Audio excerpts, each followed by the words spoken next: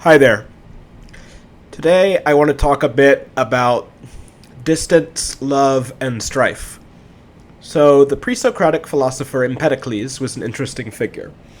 He's most famous for the much mythologized story about his death. He claimed that he was an immortal god and threw himself into the fires of Mount Etna, with no later sign of this apparent apotheosis, or so the legend goes at least. He had a very strange and memorable view of the world as well. He claimed that the world was composed at a material level of the four classical elements: air, fire, earth, and water. While he did not use the term atom, he was similar to the atomists in that he believed these elements were eternal and indestructible, and that changes occurred merely in a shuffling of their positions. He believed that the universe was eternal and cyclical, and that the competing forces of love and strife caused all these elements to get reshuffled. Namely, he claimed that the force of love brought things together, and the force of strife drove them apart. Much in the way these forces operate at the human level. We get closer to those we are in love with, and move away instinctively from those we are in strife and at odds with. At one point, Empedocles claimed, the universe was completely bound together, and all elements existed in a harmonious, joyful, spherical shape with no space between them. All was one, and all was love. Eventually, the force of strife began to push them apart, and difference and distinction appeared in the world as things became set apart. The final end result of this was a universe where all elements were totally separated and lacked any and all attraction to each other.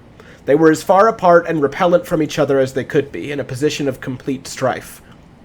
Eventually, though, love will start working its way, and like a gravitational pull, will begin attracting them back towards each other. The sphere will eventually reform, and the cycle will continuously repeat, back and forth forever. The story, of course, leaves us wondering, where are we in this cycle? Empedocles did not seem to make that clear. We can clearly not be on either of the extremes, as we do not live in a joyful monad with no distinctions of substance, nor in a barren and empty universe where there's no intermixture of elements at all.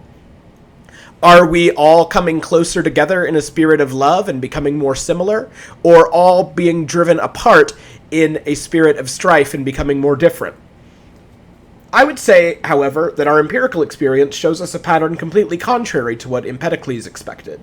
Coming closer together, and yet becoming more different and more at strife with each other. In a modern world with internet and social media, all traditional notions of distance have collapsed. Everyone in the world is much closer together, but in my case at least, it feels less like moving into your first house with your new bride, and more like becoming a roommate with your best friend. At first you liked each other a lot, but now you can't stand each other because you can only notice his most annoying aspects. You could ignore some of those elements before because you had some distance from each other. You could go back to your own room and be alone after hanging out with him. But now you see him all the time, every day, and it drives you crazy and you'd do anything to get away from him. This seems like an inevitable experience that people have.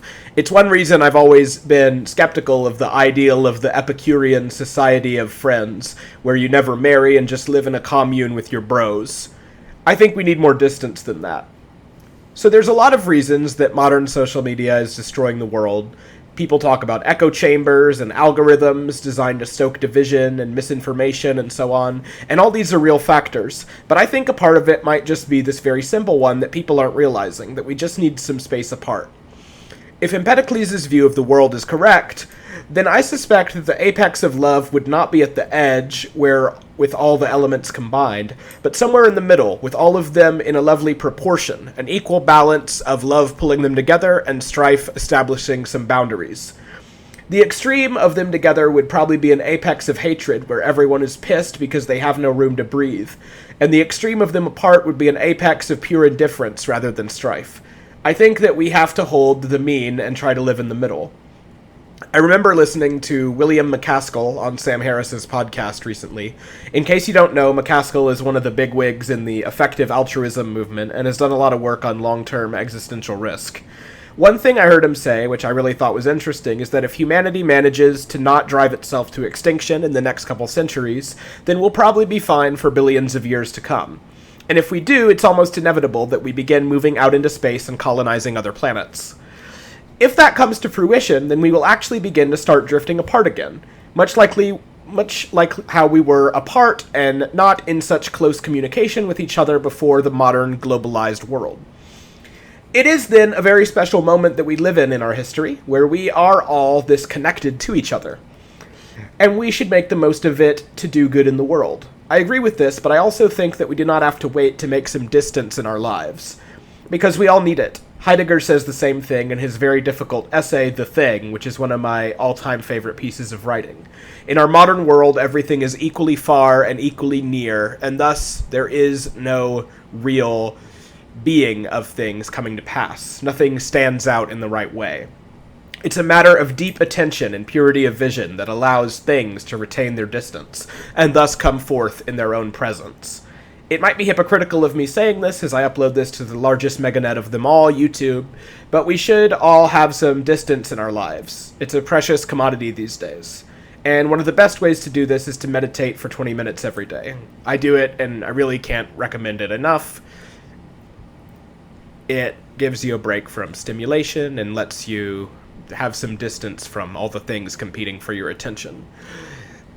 Anyway, that's about it. Shorter one today, but I'll try to put these out more commonly, even if they aren't all as long as they might be. Hope you enjoyed listening, and I'll see you soon. Bye.